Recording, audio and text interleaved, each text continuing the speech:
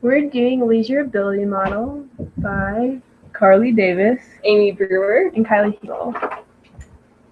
The introduction is developed by Peterson and Gunn in 1984, and the definition for therapeutic rec from the Leisure Ability Model is to improve ability of the individual to engage in a successful, appropriate, and meaningful independent leisure lifestyle that in turn leads to improved health, quality of life, and well-being.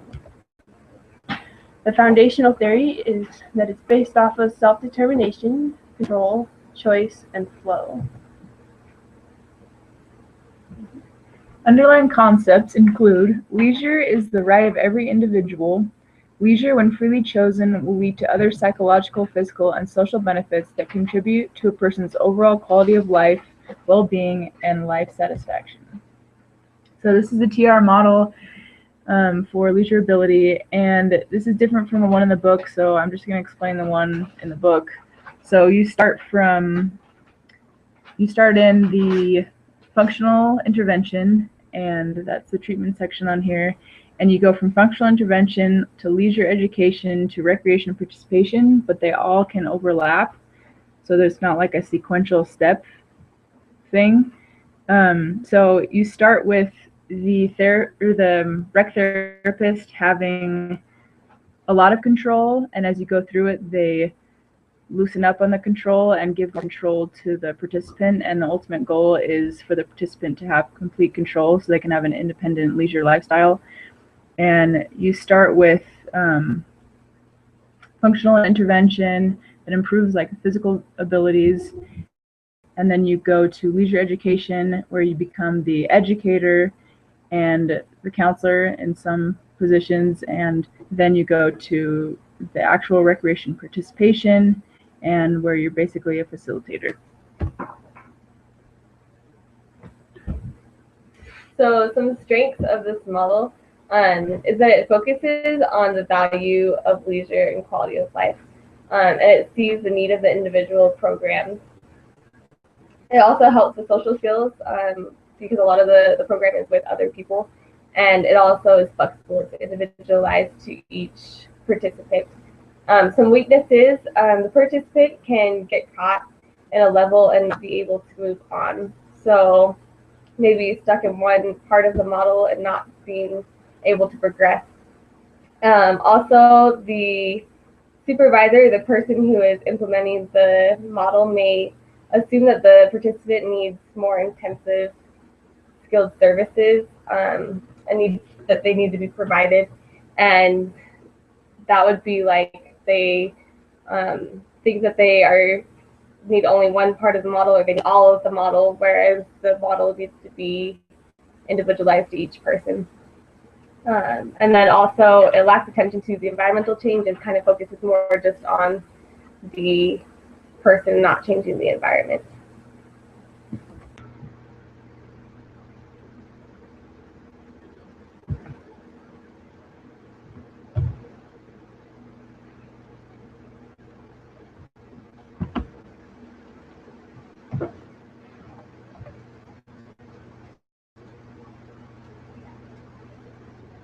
Technical difficulties.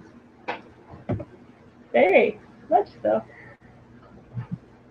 Okay, so the functional intervention is the first part of this model, and this helps to reduce the functional limitations of the participant. So this is where we make it so that the person is able to participate in the leisure activities, so overcoming any sort of issues that may hinder them from doing that.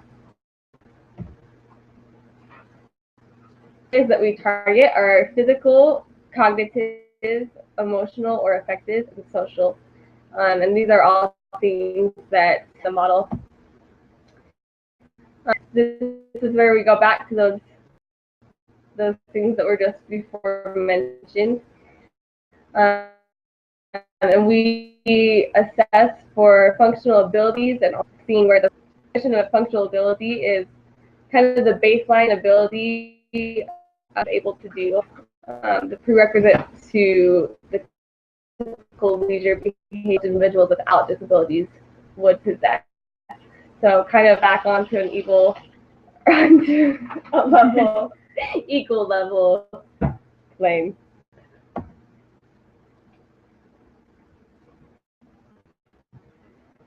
Question?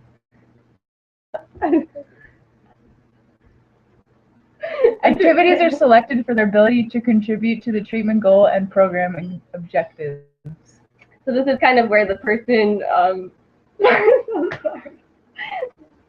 has intervention. So we focus on the activity being able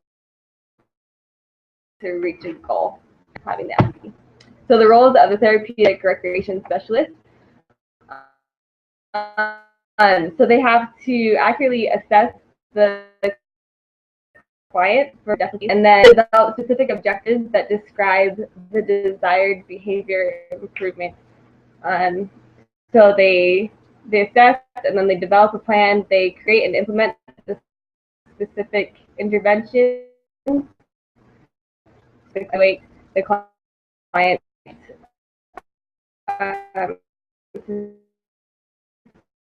be reaching out. Leisure education. This is the second component of the leisure ability model, and according to the leisure model, the leisure education development and acquisition of various leisure-related skills, attitudes, and knowledge. And the setting of this goal is a sub-goal that the individual quality. They need that information to be able to do that.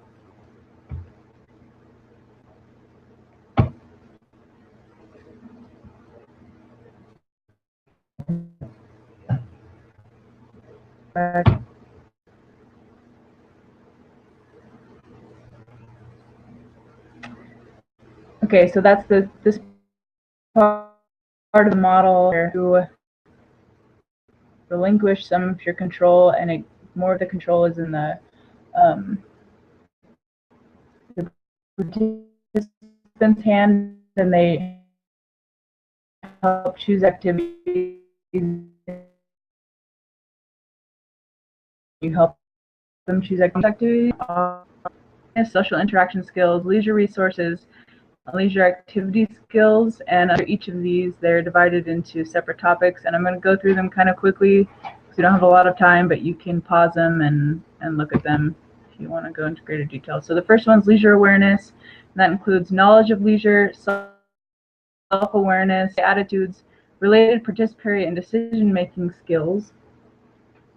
So basically you're just educating them on those things.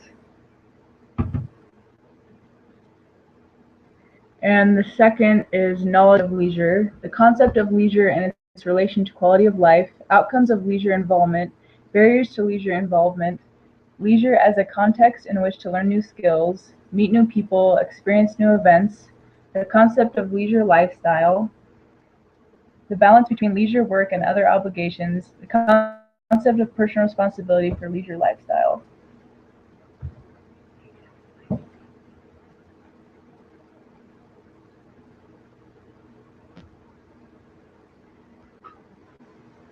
And the second area is self-awareness, which can include topics such as actual and perceived abilities and skills that impact leisure involvement, effects of a disability or illness on a leisure behavior, past leisure and play involvement and satisfaction, preferences for leisure involvement, areas for future discovery and involvement, goal areas for development through leisure, effects of family and friends on personal leisure development.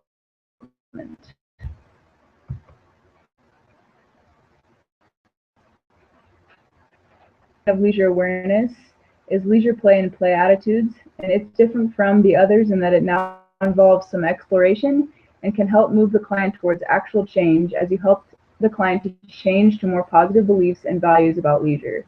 Its components include past, current, and future societal attitudes related to leisure, origin of one's personal beliefs and values about leisure, relationship between beliefs, attitudes, and behavior, of former leisure attitudes with regard to current life satisfaction.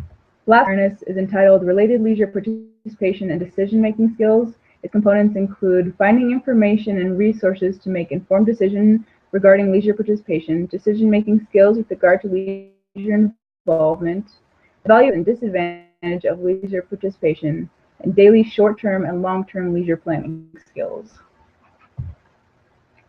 The second component of leisure education is social interaction skills, which is also divided into separate topics that include communication skills, relation building skills, and self-presentation skills. The communication skills can include assertive skills, skills involving negotiation, disagreement, conflict, and compromise. And I'm going to let you guys read some of the other ones. I don't have a lot of time. I'm going to do social interaction, and that is relationships. And that is reading and initiation skills, self-disclosure and privacy skills. And then we have self-presentation skills, which includes politeness, etiquette, manners, hygiene, health and grooming skills, appropriate attire and dressing. And then the third component of leisure education is leisure activity skills, and that includes traditional leisure skills and non-traditional skills. And some of the traditional skills are art, music, dance, drama, outdoor sports, arts and crafts. There's a lot of them. And then the non-traditional ones, social interaction, shopping, spectating, and appreciating, and fitness. And there's a ton more of those, and more. And you may have to educate your participant a lot in those areas and help them discover new things that they realize, opportunities. So some things, helping them choose activities. First of all, helping them to choose what they want to do. And the financial resources,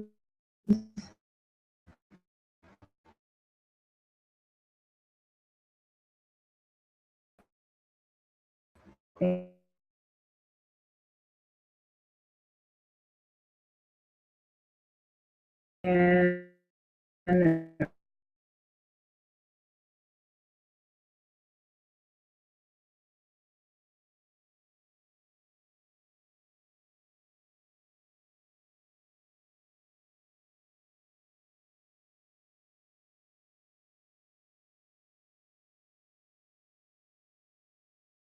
for and freedom in deciding for themselves. Also provides opportunities for future recreation opportunities.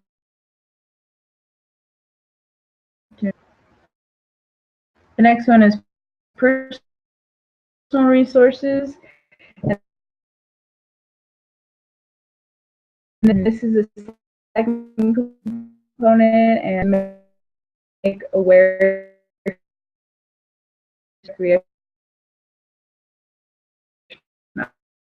operating in the realm of skill and availability. And community things like agencies, commercial enterprises, and facilities. State and national resources is helped on the different state and national resources that might be available, like Yellowstone National Park, things like that.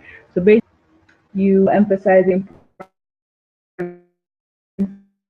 the process of just the of it and satisfying. Without the skills and their participation. How recreational organized setting. So the specialist does not tell the participant that they have to do things, but instead they're going to provide the program and let them know the responsibility.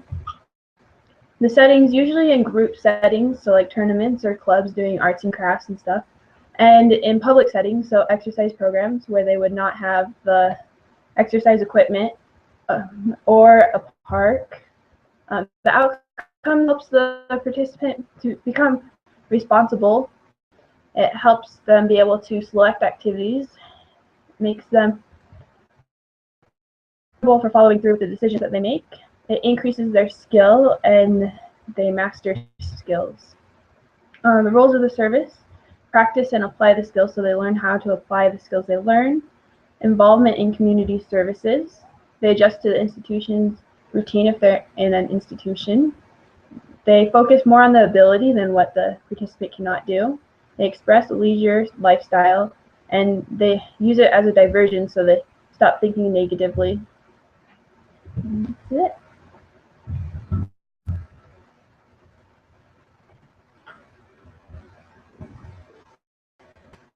Cool. How long was that?